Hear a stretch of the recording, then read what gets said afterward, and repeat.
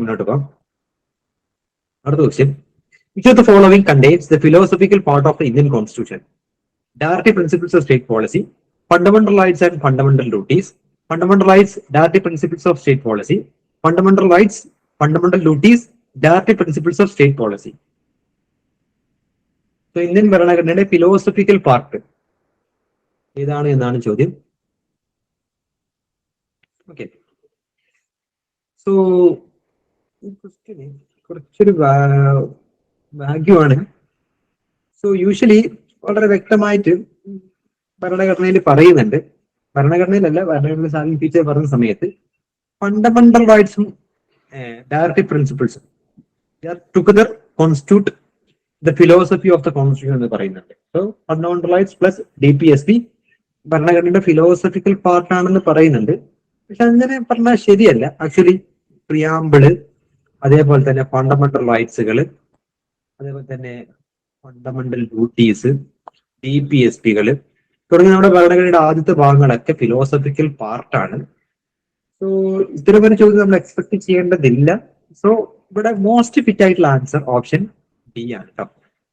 Option C അല്ല, option D ആണ് most fit ആയിട്ടുള്ള ആൻസർ. ഇതെല്ലാം ഭരണഘടനയുടെ ഫിലോസഫിക്കൽ പാർട്ട് തന്നെയാണ്, സംശയമൊന്നുമില്ല. ഓക്കെ, എന്നിട്ട് പോവാം. അടുത്ത് 52ാമത്തെ question. Who among the following were the members of drafting committee of the Constituent Assembly?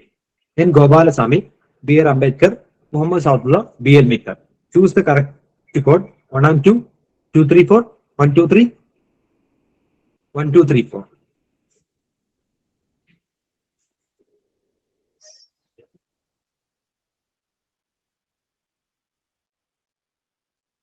So, ഭരണഘടന നിർമ്മാണ സമിതിയിൽ ഡ്രാഫ്റ്റിംഗ് കമ്മിറ്റിയിലെ അംഗങ്ങൾ ആരൊക്കെയാണെന്നാണ് ചോദ്യം. സോ മേൽ പറഞ്ഞിരിക്കുന്ന എല്ലാവരും ഡ്രാഫ്റ്റിംഗ് കമ്മിറ്റിയിലെ മെമ്പറാണ്. So B.R. അംബേദ്കർ ആണ് അധ്യക്ഷൻ. അദ്ദേഹത്തിന് പുറമെ N. Gopalaswamy Iyengar, Alladi Krishnaswamy Iyer, K. Munshi, Muhammad സാദുല്ല, N. Madhav Rao, അതുപോലെ T. കൃഷ്ണാചാരി തുടങ്ങിയ ആളുകളാണ് ഭരണഘടനയിൽ ഉണ്ടായത്. അതായത് ബി എൽ മിത്തർ പിന്നെ ഹെൽത്ത് സംബന്ധമായിട്ടുള്ള ഇഷ്യൂ മൂലം രാജിവെച്ചു. B.L. മിത്തറിന് പകരം വന്നാലാണ് N. മാധവറാവു കേട്ടോ. N. മാധവറാവു ഒറിജിനൽ ഇല്ലായിരുന്നു. B.L. മിത്തറിന് അസുഖം മൂലം മുമ്പ് രാജിവെച്ചു. അങ്ങനെ B.L. മിത്തറിന് പകരം വന്നാലാണ് N. മാധവറാവു. ഈ പറഞ്ഞ എല്ലാവരും ഡ്രാഫ്റ്റിംഗ് കമ്മിറ്റിയിൽ അംഗങ്ങളാണ്. ഓപ്ഷൻ ഡി 1, 2, 3, 4 ആണ് ഇവിടെ കറക്റ്റ് ആൻസർ വരുന്നത്. ഓക്കെ, അപ്പൊ ഡ്രാഫ്റ്റിംഗ് കമ്മിറ്റിയിൽ 7 അംഗങ്ങളുണ്ട്. 7 അംഗങ്ങളും അറിഞ്ഞിരിക്കണം. അടുത്ത 53ാമത്തെ question. Which of the following is least appropriate regarding the amendability of the Constitution? So, ഭരണഘടന അമെന്റ്മെന്റ് ചെയ്യുന്നതുമായി ബന്ധപ്പെട്ടിട്ട് തെറ്റായ ലീസ്റ്റ് അപ്രോപ്രിയേറ്റ് മീൻസ് തെറ്റായ സ്റ്റേറ്റ്മെന്റ് ഏതാണ്? For a constitution to be living document, it must be unfrozen and alterable. B. Rigidity is accorded to the provisions that are central to the Constitution. C. Amendability calls for changes in the rights and powers of federal units in a flexible manner. D.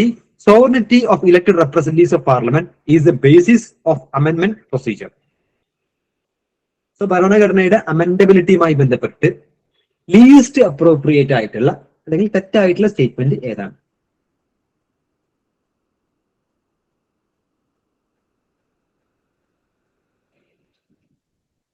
ഇവിടെ പരിപൂർണമായിട്ടും ശരി അല്ലെങ്കിൽ പരിപൂർണമായിട്ടും തെറ്റ് എന്നുറപ്പുള്ള ഏതെങ്കിലും ഒരു statement ഉണ്ടോ? Okay, so ഇവിടെ ഒന്നാം statement ശരിയാണ് അല്ലെ. ഒരു ഭരണഘടന ലിവിങ് ഡോക്യുമെന്റ് ആവണമെങ്കിൽ അതിന് കാലഘട്ടത്തിനനുസരിച്ചുള്ള മാറ്റങ്ങൾ കൊണ്ടുവരാൻ കഴിയണം. 1950കളിൽ ഉണ്ടാക്കിയ അതേ ഭരണഘടന എന്നും ഫോളോ ചെയ്ത് കഴിഞ്ഞാൽ അതൊരു ലിവിങ് ഡോക്യുമെന്റ് അല്ല. പക്ഷേ കാലഘട്ടത്തിനനുസരിച്ചുള്ള മാറ്റങ്ങൾ കൊണ്ടുവരണം. അപ്പൊ കാലഘട്ടത്തിനനുസരിച്ച് ഭരണഘടനയിൽ മാറ്റങ്ങൾ വരണം. സോ ഒരു ഭരണഘടന ലിവിങ് ഡോക്യുമെന്റ് ആവണമെങ്കിൽ ഇറ്റ് ഷുഡ് ബി അൺഫ്രോസൺ ആൻഡ് ആൾട്ടറബിൾ. കാലഘട്ടത്തിനനുസരിച്ച് മാറ്റാൻ കഴിയുന്നതായിരിക്കണം, ആൾട്ടർ ചെയ്യാൻ പറ്റുന്നതായിരിക്കണം, ഫ്രോസൺ ആകാൻ പാടില്ല, അൺഫ്രോസൺ ആയിരിക്കണം. ഒന്നാമത്തെ സ്റ്റേറ്റ്മെന്റ് ശരിയാണ്. അതേപോലെ തന്നെ rigidity is accorded to the provisions that are central to constitution അല്ലെ. സോ ഭരണഘടന അമെൻഡ് ചെയ്യണമെങ്കിൽ എന്താണ് സ്പെഷ്യൽ മെജോറിറ്റി പോലെയുള്ള റിജിഡ് ആയിട്ടുള്ള ഭാഗങ്ങൾ അല്ലെ. ഭരണഘടന ഫ്ലെക്സിബിളും ഉണ്ട്, റിജിഡും ഉണ്ട്. സോ ഭരണഘടനയിൽ സെൻട്രൽ ആയിട്ടുള്ള ഭരണഘടനയുമായി ബന്ധപ്പെട്ട ഏറ്റവും പ്രധാനപ്പെട്ട കാര്യങ്ങൾ എന്താക്കണം? അമെൻഡ് ചെയ്യണമെങ്കിൽ റിജിഡ് ആയിട്ടുള്ള സ്പെഷ്യൽ മെജോറിറ്റി പോലുള്ള കണ്ടീഷൻസ് കീപ്പ് ചെയ്യണം. സോ ഓപ്ഷൻ ബിയും ശരിയാണ്. Then sovereignty of elected representatives of parliament is the base of amendment procedure. അല്ലെ, ഭരണഘടന അമെന്റ്മെന്റ് ചെയ്യാൻ പാർലമെന്റിൽ അംഗങ്ങൾക്ക് പരമാധികാരമുണ്ട്. സോ പാർലമെന്റ് ആണ് അത്യധികമായിട്ട് ഭരണഘടന അമെന്റ് ചെയ്യേണ്ടത്. സോ ഓപ്ഷൻ ഡിയും ശരിയാണ്. പക്ഷെ ഓപ്ഷൻ സി തെറ്റാണ്. Amendability calls for changes in the rights and powers of federal units. Federal യൂണിറ്റുകൾ എന്ന് പറഞ്ഞെങ്കിൽ സംസ്ഥാനങ്ങളാണ്. സംസ്ഥാനങ്ങളുടെ അവകാശങ്ങളെയും അധികാരങ്ങളെയും ബാധിക്കുന്ന അമെന്റ്മെന്റുകൾ ഫ്ലെക്സിബിൾ ആയിട്ടുള്ള രീതിയിലാണ് അമെന്റ് ചെയ്യേണ്ടതെന്നത് തെറ്റാണ്. അതായത് സംസ്ഥാനങ്ങളുടെ അധികാരങ്ങളെ ബാധിക്കുന്ന ഭരണഘടനാ ഭേദഗതി ബില്ലുകൾ പാർലമെന്റിൽ പാസ്സാവണമെങ്കിൽ എന്താക്കണം? പാർലമെന്റിനകത്ത് സ്പെഷ്യൽ മെജോറിറ്റിയും വേണം, ഇന്ത്യയിലെ പകുതിയിലധികം സംസ്ഥാനങ്ങളുടെ റാറ്റിഫിക്കേഷനും വേണം. ഫെഡറൽ യൂണിറ്റുകൾ അഥവാ സംസ്ഥാനങ്ങളെ ബാധിക്കുന്ന ഭരണഘടനാ ഭേദഗതികൾ പാസ്സാവണമെങ്കിൽ പാർലമെന്റിൽ സ്പെഷ്യൽ മെജോറിറ്റി വേണം. വിച്ച് മീൻസ് പാർലമെന്റിനകത്ത് റിജിഡിറ്റി വേണം, അല്ലാതെ ഫ്ലെക്സിബിലിറ്റി ഉണ്ടാവാൻ പാടില്ല. സോ പാർലമെന്റ് സ്പെഷ്യൽ മെജോറിറ്റി വേണം, ഇതിലെ പകുതിയിലധികം സംസ്ഥാനങ്ങളുടെ റാറ്റിഫിക്കേഷൻ വേണം. സോ ഫെഡറൽ യൂണിറ്റുകളെ, സംസ്ഥാനങ്ങളുടെ അധികാരങ്ങളെ ബാധിക്കുന്ന ഭരണഘടനാ ഭേദഗതി ബില്ലുകൾ തീർച്ചയായും റിജിഡ് ആയിരിക്കണം, ഫ്ലെക്സിബിൾ ആവാൻ പാടില്ല. സോ ഓപ്ഷൻ സി ആണ് ഇവിടെ തെറ്റായിട്ടുള്ള സ്റ്റേറ്റ്മെന്റ്. ഓക്കെ അല്ലെ? ഇപ്പൊ റിജിഡ് ഭരണഘടന എന്താ, അതുപോലെ ഫ്ലെക്സിബിൾ ഭരണഘടന എന്താണെന്ന് മനസ്സിലായാൽ മാത്രമേ ഇവിടെ ആൻസർ ചെയ്യാൻ പറ്റുള്ളൂ. റിജിഡ് ഭരണഘടന എന്ന് പറഞ്ഞാൽ അമെന്റ്മെന്റ് പ്രൊസീജിയർ, ടഫായിട്ടുള്ള ഭരണഘടനകൾക്ക് പറയുന്ന പേരാണ് റിജിഡ് ഭരണഘടന. വിച്ച് മീൻസ് ഭരണഘടന അമെന്റ്മെന്റ് ചെയ്യാൻ സ്പെഷ്യൽ മെജോറിറ്റി പോലെയുള്ള കണ്ടീഷൻസ് ഉണ്ടാവണം. ദെൻ ഫ്ലെക്സിബിൾ ഭരണഘടന എന്ന് പറഞ്ഞു കഴിഞ്ഞാൽ സിമ്പിൾ ആയിട്ട് ഓർഡിനറി മെജോറിറ്റിയുടെ അടിസ്ഥാനത്തിൽ എന്ത് ചെയ്യാം, ഭരണഘടന അമെന്റ് ചെയ്യാൻ പറ്റും. അത്തരം ഭരണഘടനകൾക്ക് പറയുന്ന പേരാണ് ഫ്ലെക്സിബിൾ ഭരണഘടന. ഓക്കെ. സോ സംസ്ഥാനങ്ങളുടെ അധികാരങ്ങളെ ബാധിക്കുന്ന ഭരണഘടനാ ഭേദഗതി ബില്ലുകൾക്ക് എന്താക്കണം? റിജിഡായ രൂപത്തിൽ സ്പെഷ്യൽ മെജോറിറ്റി അടിസ്ഥാനത്തിൽ മാത്രമേ അമെന്റ് ചെയ്യാൻ പറ്റത്തുള്ളൂ. സോ ഓപ്ഷൻ സി ആണ് ഇവിടെ തെറ്റായിട്ടുള്ള സ്റ്റേറ്റ്മെന്റ്. സോ ഓപ്ഷൻ സി ആണ് കറക്റ്റ് ആൻസർ വരുന്നത്. ഓക്കെ, മുന്നോട്ട് പോകാം. അടുത്ത 54ാമത്തെ question. Which of the following statements about preamble is correct? The preamble provides the source of authority of the Constitution. B. The preamble provides liberty of thought, expression, opportunity, belief, and worship. C. The preamble has been amended only once by 44th Constitutional Amendment Act. D. In the Borubari Union case, the Supreme Court held that the preamble is a part of the Constitution. So, താഴെ തന്നിരിക്കുന്നതിൽ പ്രിയാമ്പിളുമായി ബന്ധപ്പെട്ടിട്ട് ശരിയായ statement ഏതാണ്?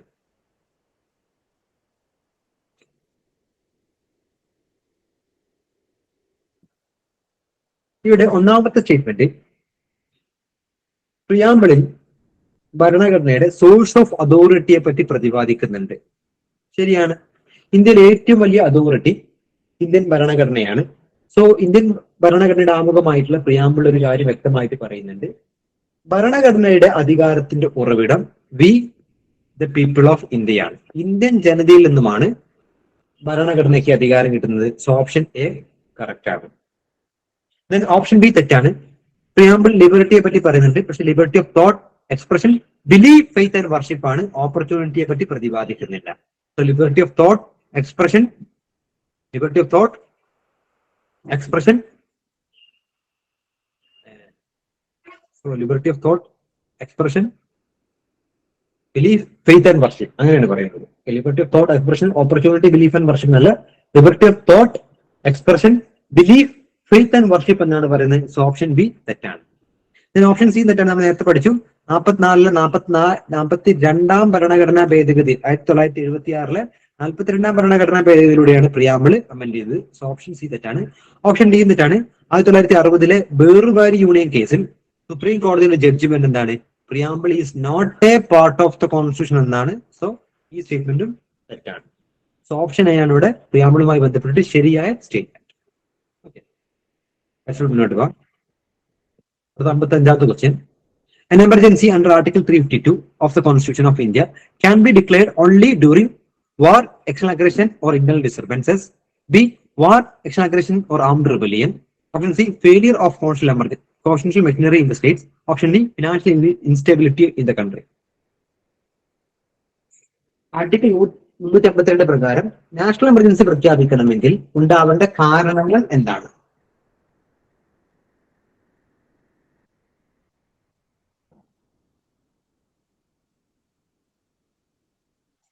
So article 352 national എമർജൻസിയെ പറ്റി പ്രതിപാദിക്കുന്നത്. Article 352 പ്രകാരം national എമർജൻസിയും article 356 പ്രകാരം state emergency അല്ലെങ്കിൽ president's റൂളിനെ പറ്റിയിട്ടും പ്രതിപാദിക്കുന്നുണ്ട്. അതുപോലെ ആർട്ടിക്കിൾ 360 സ്റ്റേറ്റ് എമർജൻസിയെ പറ്റി പ്രതിപാദിക്കുന്നത്. നാഷണൽ എമർജൻസി പ്രഖ്യാപിക്കണമെങ്കിൽ ആർട്ടിക്കിൾ 352 പ്രകാരം വാർ അല്ലെങ്കിൽ എക്സ്റ്റേണൽ അഗ്രഷൻ, ഇന്ത്യയെ പുറത്തുനിന്ന് ആരെങ്കിലും ആക്രമിക്കണം, വാർ അല്ലെങ്കിൽ എക്സ്റ്റേണൽ അഗ്രഷൻ അല്ലെങ്കിൽ ആംഡ് റെബലിയൻ, രാജ്യത്തിനകത്ത് ഒരു സായുധ കലാപം, ആയുധങ്ങൾ ഏന്തിയുള്ള ഒരു സായുധ കലാപം ഉണ്ടാവണം. വാർ അല്ലെങ്കിൽ എക്സ്റ്റേണൽ അഗ്രഷൻ അല്ലെങ്കിൽ ആംഡ് റെബലിയൻ ഉണ്ടെങ്കിൽ മാത്രമേ ദേശീയ അടിയന്തരാവസ്ഥ പ്രഖ്യാപിക്കാൻ പറ്റുള്ളൂ. Failure of constitutional machinery in the States എന്നുള്ളത് സ്റ്റേറ്റ് എമർജൻസി അല്ലെങ്കിൽ പ്രസിഡന്റ് റൂളിന്റെ കാരണമാണ്.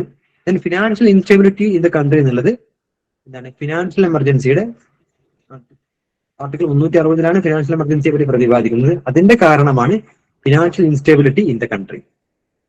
ഓക്കെ അല്ലേ? ക്ലിയർ അല്ലേ? സോ ഇവിടെ ഓപ്ഷൻ ബി ആണ് കറക്റ്റ് ആൻസർ വരുന്നത്. മുന്നോട്ട് പോകാം. അടുത്ത 56ാമത്തെ question. The expenditure charged on the consolidated fund of India comprises pension payable to judges of High Court, debt charges for which the government of India is liable, salary, allowances and pension payable to Controller and Auditor General of India. Choose the correct one. 1, 2, 3, 1 and 3, 2 and 3, 1 and 2.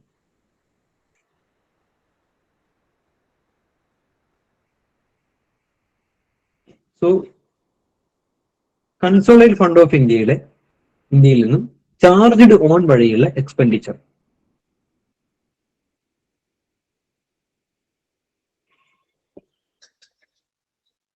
Answer ചെയ്യുന്നത്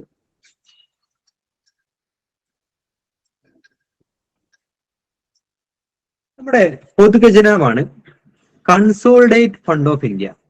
ഈ consolidate fund of ഇന്ത്യയിൽ നിന്നും 2 രൂപത്തിൽ പണം ചെലവഴിക്കാൻ പറ്റും. Charged on വഴിയും പണം ചെലവഴിക്കാം, ചാർജ്ഡ് ഫ്രം വഴിയും പണം ചെലവഴിക്കാം. ഈ ചാർജ്ഡ് ഓൺ വഴി പണം ചെലവഴിക്കാൻ പാർലമെന്റിന്റെ പ്രീ അപ്രൂവൽ ആവശ്യമില്ല. പണം ചെലവഴിച്ചതിന് ശേഷം പാർലമെന്റിൽ കണക്ക് കാണിച്ചാൽ മതി. പക്ഷെ ചാർജ് ഫ്രം വഴി പണം ചെലവഴിക്കണമെങ്കിൽ 1 രൂപയാണെങ്കിൽ 1 രൂപ ചെലവഴിക്കണമെങ്കിൽ എന്താക്കണം? പാർലമെന്റ് മുൻകൂർ സമ്മതം വേണം. അപ്പൊ കൺസോളിഡേറ്റഡ് ഫണ്ട് ഓഫ് ഇന്ത്യയിൽ നിന്നും ചാർജ്ഡ് ഓൺ വഴിയാണ് പണം ചെലവഴിക്കുന്നത് എങ്കിൽ പാർലമെന്റ് മുൻകൂർ സമ്മതം ആവശ്യമില്ല. പക്ഷെ ചാർജ്ഡ് ഫ്രം വഴിയാണ് പണം ചെലവഴിക്കുന്നതെങ്കിൽ പാർലമെന്റ് മുൻകൂർ സമ്മതം വേണം. ഓക്കെ. അപ്പൊ സെർട്ടൈൻ ടൈപ്പ് എക്സ്പെൻസുകൾ നമുക്ക് പാർലമെന്റിൽ വോട്ടിടാൻ പറ്റത്തില്ല. കാരണം അത് മുടങ്ങി പോയി കഴിഞ്ഞാൽ ഗവൺമെന്റ് എല്ലാ പ്രവർത്തനങ്ങളും താളം തെറ്റും. ഓക്കെ. അപ്പൊ സെർട്ടൈൻ ടൈപ്പ് എക്സ്പെൻസിന് പണം ചെലവഴിക്കാൻ പാർലമെന്റ് മുൻകൂർ സമ്മതം ആവശ്യമില്ല. അത്തരം സാധനങ്ങളാണ് charged on consolidated fund of India എന്ന് പറയുന്നത്. സോ സുപ്രീം കോടതിയിലെ ജഡ്ജിമാരുടെ സാലറി, അലവൻസ്, പെൻഷൻസ് അതെല്ലാം എന്താണ്? Charged on consolidated fund of India ആണ്. ഓക്കെ. അതേപോലെ ഹൈക്കോടതിയിലെ ജഡ്ജിമാരുടെ സാലറി, അലവൻസ് സ്റ്റേറ്റിന്റെ കൺസോളിഡേറ്റഡ് ഫണ്ടിൽ നിന്നാണ് വരുന്നത് എങ്കിലും അവരുടെ പെൻഷൻ അവരുടെ പെൻഷൻ കൊടുക്കുന്നത് കേന്ദ്ര ഗവൺമെന്റ് ആണ്. സോ ഹൈക്കോടതി ജഡ്ജിമാരുടെ പെൻഷൻ എന്നുള്ളത് ചാർജ്ഡ് ഓൺ വഴിയുള്ള എക്സ്പെൻഡിച്ചർ ആണ്. അതേപോലെ തന്നെ ഗവൺമെന്റ് ഓഫ് ഇന്ത്യ വിദേശ രാജ്യങ്ങളിൽ നിന്ന് മറ്റു സ്ഥലത്തുനിന്നോ കടം വാങ്ങിയാൽ ആ കടത്തിന്റെ തിരിച്ചടവും അതിന്റെ പലിശയുടെ അടവും എല്ലാം, ഡെപ്റ്റ് ചാർജുകളെല്ലാം കൺസോളിഡേറ്റഡ് ഫണ്ട് ഓഫ് ഇന്ത്യയിൽ നിന്നും ചാർജ്ഡ് ഓൺ വഴിയാണ് പണം ചെലവഴിക്കുക. അതുപോലെ CAGയുടെ സാലറി, അലവൻസ്, പെൻഷൻ ഇതെല്ലാം CAG, ഇലക്ഷൻ കമ്മിറ്റി തുടങ്ങിയ ആളുടെ സാലറി, അലവൻസ് ഒക്കെ എന്താണ്? ചാർജ്ഡ് ഓൺ വഴിയാണ്. ഇതൊന്നും മുടങ്ങാൻ പാടില്ല. കാരണം പാർലമെന്റിൽ വോട്ടിട്ട് പാർലമെന്റ് പാസ്സാക്കിയില്ലെങ്കിൽ ഇത് മുടങ്ങിക്കഴിഞ്ഞാൽ രാജ്യത്തിന്റെ താളക്രമങ്ങളൊക്കെ തെറ്റും. അപ്പൊ സെർട്ടൈൻ ടൈപ്പ് എക്സ്പെൻസിന് പണം ചെലവഴിക്കാൻ പാർലമെന്റ് മുൻകൂർ സമ്മതം ആവശ്യമില്ല. പണം ചെലവഴിച്ചതിന് ശേഷം പാർലമെന്റിൽ കണക്ക് കാണിച്ചാൽ മതി. അത്തരം എക്സ്പെൻഡിച്ചർ എന്ന് പറഞ്ഞ പേരാണ് charged on consolidated fund of India. So മുകളിൽ പറഞ്ഞ എല്ലാം ഉണ്ട്. സോ ഓപ്ഷൻ എ 1, 2, 3 ആണ് ഇവിടെ കറക്റ്റ് ആൻസർ വരുന്നത്. ഓക്കെ അല്ലേ? ക്ലിയർ അല്ലേ? മുന്നോട്ട് പോകാം. അടുത്ത 57ാമത്തെ question. Which one of the following bills must be passed by each house of the Indian Parliament separately by special majority? Ordinary bill, money bill, financial bill, constitution amendment bill. താഴെ പറയുന്ന ഏത് type bill പാസ്സാക്കാനാണ് 2 സഭകളും special majority അടിസ്ഥാനത്തിൽ പ്രമേയം പാസ്സാക്കേണ്ടത്? Simple question ആണ്. ഏത് type ബില്ലിനാണ് 2 parliament സഭകളിൽ special majority വേണ്ടത്? Ordinary ബില്ലിനായാലും മണി ബില്ലായാലും financial ബില്ലായാലും എന്ത് മതി? ഓർഡിനറി മെജോറിറ്റി മതി, സിമ്പിൾ മെജോറിറ്റി മതി. ഈ സിമ്പിൾ മെജോറിറ്റി എന്ന് പറഞ്ഞാൽ ഉദ്ദേശിക്കുന്നത് 50% +1 ആണ് കേട്ടോ. സപ്പോസ് ഇന്ന് പാർലമെന്റിൽ 300 പേരാണ് ഹാജരായത്. 300 പേര് ഹാജരായി, അതിന്റെ 50% പറയുമ്പോൾ 150 വരും. +1 എന്ന് പറയുമ്പോൾ 151 വരും. അപ്പം 300ന്റെ സിമ്പിൾ മെജോറിറ്റി അല്ലെങ്കിൽ ഓർഡിനറി മെജോറിറ്റി എന്ന് പറയുന്നത് 151 ദെൻ സ്പെഷ്യൽ മെജോറിറ്റി എന്ന് പറഞ്ഞാൽ 2/3 അംഗങ്ങളുടെ സപ്പോർട്ട് കിട്ടണം. വിച്ച് മീൻസ് 300ന്റെ 2/3 എന്ന് പറയുമ്പോൾ എത്ര വരും? അറ്റ്ലീസ്റ്റ് 200 വരും. ഓക്കെ, അപ്പൊ അതാണ് സ്പെഷ്യൽ മെജോറിറ്റിയും. സിമ്പിൾ മെജോറിറ്റി 151 വരുള്ളൂ, പക്ഷേ സ്പെഷ്യൽ മെജോറിറ്റി 200 വരുന്നുണ്ട്. അപ്പൊ കൂടുതൽ അംഗങ്ങളുടെ സപ്പോർട്ട് കിട്ടണം. അപ്പൊ സ്പെഷ്യൽ മെജോറിറ്റി എന്ന് പറഞ്ഞാൽ ഓൾവേസ് 2/3 ആയിരിക്കും. ഓർഡിനറി മെജോറിറ്റി എന്ന് പറഞ്ഞാൽ 50% +1 ആയിരിക്കും. ഓക്കെ, അപ്പം ഭരണഘടനാ ഭേദഗതി ബില്ലിനാണ് ലോക്സഭയും രാജ്യസഭയും എന്താക്കേണ്ടത്? പ്രത്യേകം വേറെ വേറെ എന്താക്കേണ്ടത്? സ്പെഷ്യൽ മെജോറിറ്റി അടിസ്ഥാനത്തിൽ പ്രമേയം പാസ്സാക്കേണ്ടത്. സോ ഓപ്ഷൻ ഡി ആണ് ഇവിടെ കറക്റ്റ് ആൻസർ. മുന്നോട്ട് പോവാം. അടുത്ത 58ാമത്തെ question. The governor of a state has the power to appoint judges of High Court, members of State Public Service Commission, members of State Finance Commission, the Accountant General. Choose the correct one. 1 and 2, 2 and 3, 1, 3, 4, 1, 2, 3, 4.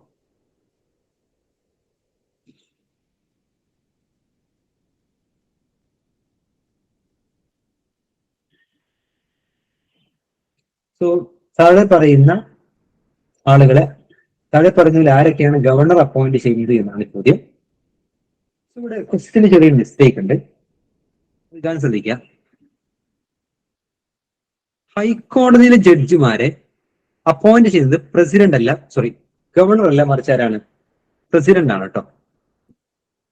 ഹൈക്കോടതി ജഡ്ജിമാരെ appoint ചെയ്യുന്നത് പിന്നെ governor അല്ല.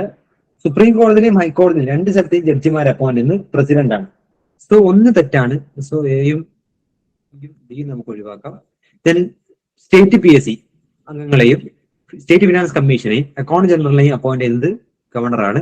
So 2, 3, 4 എന്നുള്ള option വരണം. അത് വരാത്തത് കൊണ്ട് നമുക്ക് ഈ ക്വസ്റ്റ്യൻ ചെയ്യാം, ക്യാൻസൽ ചെയ്യാം.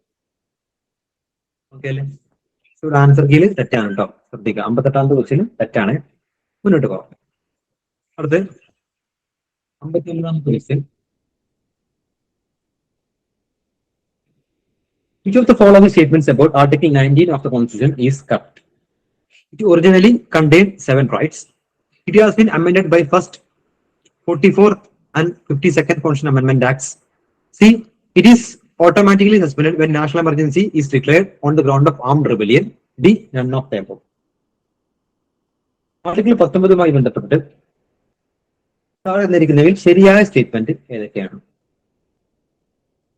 സോ ആർട്ടിക്കിൾ 19 6 ഫണ്ടമെന്റൽ ഫ്രീഡംസ്, 6 മൗലിക സ്വാതന്ത്ര്യങ്ങളെ പറ്റിയാണ് പറയുന്നത്. ഏതൊക്കെയാണ്? Right to speech and expression, right to assemble, right to association, right to movement, right to residence, right to profession. ഒരാൾക്ക് ഇഷ്ടമുള്ള സംസാരിക്കാനും പ്രകടിപ്പിക്കാനുള്ള അവകാശം, സമ്മേളിക്കാനുള്ള അവകാശം, സംഘടനകൾ രൂപീകരിക്കാനുള്ള അവകാശം, സഞ്ചരിക്കാനുള്ള അവകാശം, അടുത്തെവിടെയും താമസിക്കാനുള്ള അവകാശം, ഇഷ്ടമുള്ള ജോലി തിരഞ്ഞെടുക്കാനുള്ള അവകാശം. ഓക്കെ, ഈ 6 മൗലിക സ്വാതന്ത്ര്യങ്ങളെ പറ്റിയാണ്, 6 ഫണ്ടമെന്റൽ ഫ്രീഡംസിനെ പറ്റിയാണ് ആർട്ടിക്കിൾ 19 പ്രതിപാദിക്കുന്നത്. ഒറിജിനലി ഇതിൽ 7 ഫണ്ടമെന്റൽ ഫ്രീഡംസ് ഉണ്ടായിരുന്നു എന്നാണ് പറയുന്നത്. ശരിയാണ് അല്ലെ? ഒറിജിനലി റൈറ്റ് ടു പ്രോപ്പർട്ടി അടക്കം 7 മൗലിക സ്വാതന്ത്ര്യങ്ങൾ ആർട്ടിക്കിൾ 19 പറയുന്നുണ്ടായിരുന്നു. ശരിയാണ്. പിന്നീട് 44ാം ഭരണഘടനാ ഭേദഗതിയിലൂടെ എന്താക്കിയതാണ്? അത് അമെൻഡ് ചെയ്ത് ഒഴിവാക്കിയതാണ്. 2ാം സ്റ്റേറ്റ്മെന്റ് ശരിയാണ്. ആർട്ടിക്കിൾ 19 ആദ്യമായിട്ട് അമെൻഡ് ചെയ്തത്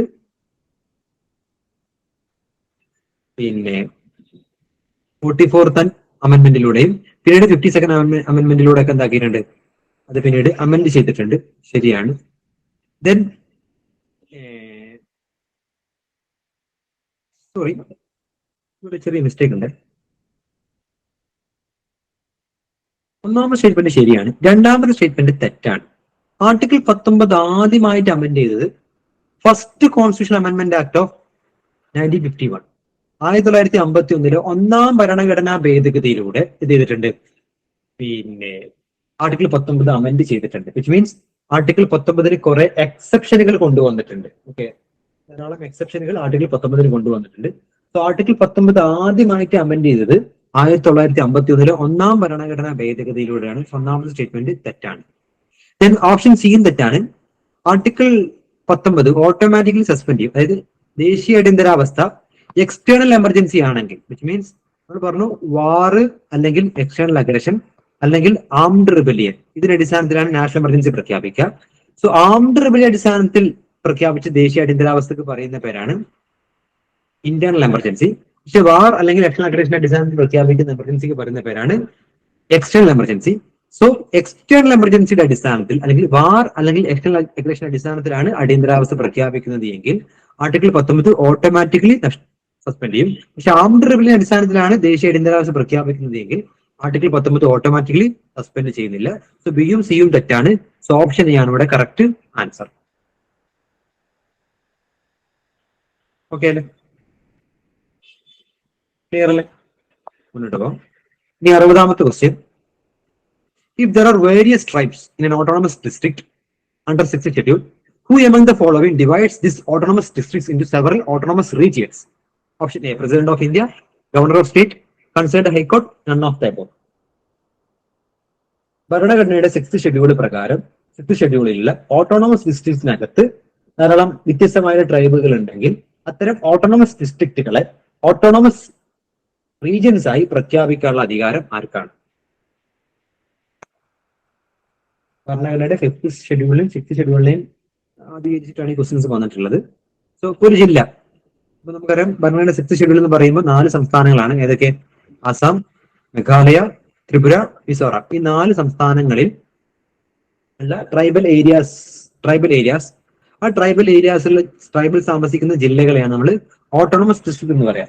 സപ്പോസ് ഈ ഓട്ടോണമസ് ഡിസ്ട്രിക്റ്റിനകത്ത് വ്യത്യസ്തമായ ട്രൈബുകൾ താമസിക്കുന്നുണ്ടെങ്കിൽ അത്തരം ഓട്ടോണമസ് ഡിസ്ട്രിക്റ്റുകളെ നമ്മൾ എന്തായി പ്രഖ്യാപിക്കും? ഓട്ടോണമസ് റീജിയൻസ് ആയി പ്രഖ്യാപിക്കും. സോ ഓട്ടോണമസ് ഡിസ്ട്രിക്റ്റുകളെ ഓട്ടോണമസ് റീജിയൻസ് ആയി പ്രഖ്യാപിക്കാനുള്ള അധികാരം കൺസേൺഡ് സ്റ്റേറ്റിലെ ഗവർണർക്കാണ്. സോ ഓപ്ഷൻ ബി ആണ് കറക്റ്റ് ആൻസർ. ഓക്കെ അല്ലേ? ക്ലിയർ അല്ലേ? That's about constitution. അപ്പൊ കോൺസ്റ്റിറ്റ്യൂഷനിലുള്ള 20 ക്വസ്റ്റ്യൻസ് നമ്മൾ കംപ്ലീറ്റ് ചെയ്ത് കഴിഞ്ഞു.